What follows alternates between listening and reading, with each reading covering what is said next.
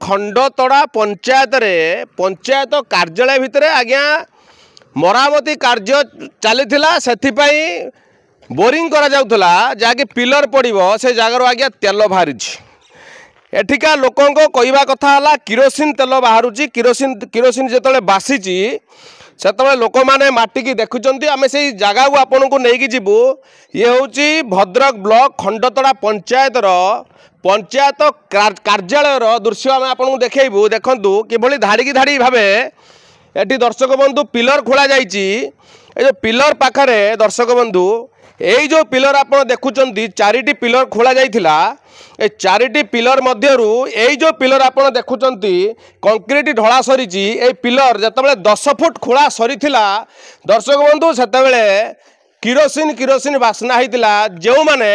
ए pillar T खोलुले तेबे यही समय ग्रामवासी कहतु बा पंचायतर पियन कहतु आसिकी पहुँची सी भी सुंगिकी देखी किरोसिन बासुची बर्तमान पंचायतर पियन आम पाखे अच्छा आज्ञा कौन कहे जो काली जो पिलर खोल जाऊला से पंचायत कार्यालय थे कौन है डिटेल्स पूछा माटी जो बोरिंग करते मुसलमान से माटी जो बाहर से समस्ते सुंगिनु किरोसिनिया गंदला गैस कला सरपंच को फोन कनी दुकान छबर माटी समस्त नहीं सुंगे सी कहले जो हाँ किरोसिनिया गैस कर भी से माटी अच्छी तादर पानी मिसेला बेलू किरोसिनिया गैस कर प्रथमे किए देखी जो माटी काम करते जो लेबर 5 जन मुसलमान काम करते से ही काढ़िले जो माटी 10 फुट से देखिए आमर एटी आम बस्ती आमको देखिए सब आ तो स्थानीय लोक आम पाखे कि अच्छा ये हूँ भद्रक ब्लॉक खंडतड़ा पंचायत कार्यालय परिसर भितर दृश्य आम आपको देखा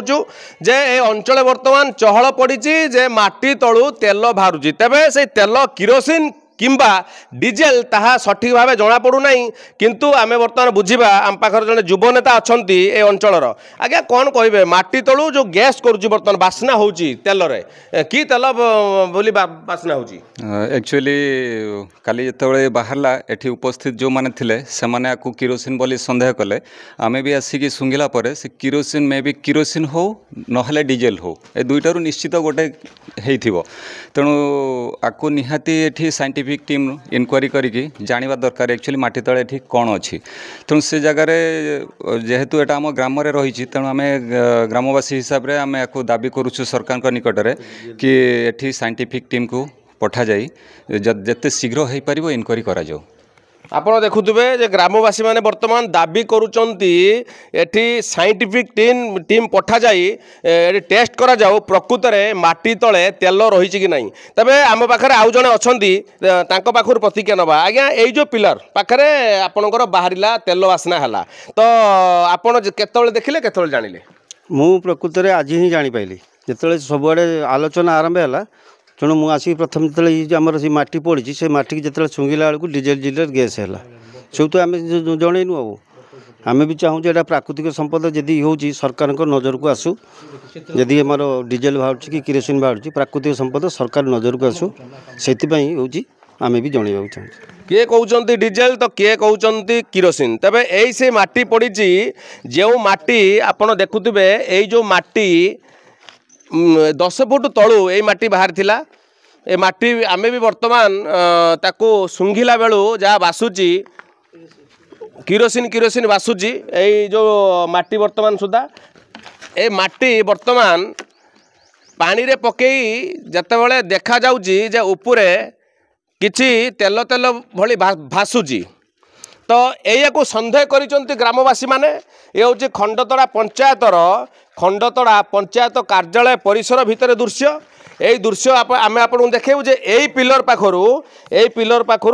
जिते 10 फुट खोला सरीला 10 फुट पर जिते माटी बाहर से जो काम करुले लेबर माने से माने देखा पाइले जे जाना पाइले जो बास्ना है सी प्रथमे कहले जे किरोसिन बाहर परवर्ती समय जे माटी भी बासुची बर्तमान काम दायित्व अच्छा जे यही जो काम होची काम दायित्व भाई जन अच्छा पाखर बुझा आपड़ कौ दिन जानिले काली मोर लेबर बोरिंग करने समय 10 फुट खोलला पर जो लास्ट लेयर खोली सी गोटे माटी स्मेल आइला मुझे एमती कौन स्मेल आरोसिन किरोसिन सेठू से बोरिंग टाक उठेला पर से माटी की संग्रह कर देखला माटी भी बासुची ता देहर आम गोटे डबार गोटे रड पूरेकी किसी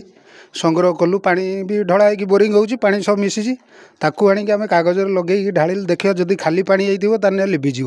जदि किरोसिन अंश थाए ताहले निश्चय सी जलिब आम लगेलु किंतु से भी जलिला काली भी बोरिंग होता आज भी माटी पड़ी बर्तमान सुधा भी तार से माटी भी गैस अंश जाइना किरोसिन गैस भी होची आम अनुमान करुचु या तले किछि लिथियम थाइपारे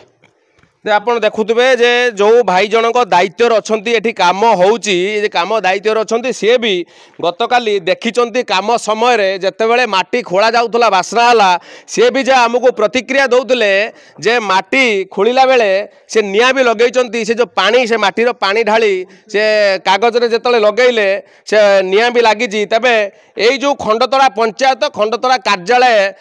ଭିତରେ ଯେଉଁ ମରାମତି କାର୍ଯ୍ୟ ଚାଲୁଥିଲା ଉନ୍ନତିମୂଳକ କାର୍ଯ୍ୟ ଚାଲୁଥିଲା ସେଇ ଜାଗାରେ ଏଭଳି ଯେଉଁ তেল বাসনা বাহুচি তেবে সাইন্টিফিক টিম এটি তদন্ত করা দরকার এটি টেস্ট করা দরকার এটি প্রকৃতরে তেল অছি কি নাই তেবে কেতে পরিমাণরে তেল বাহুচি তেবে সেই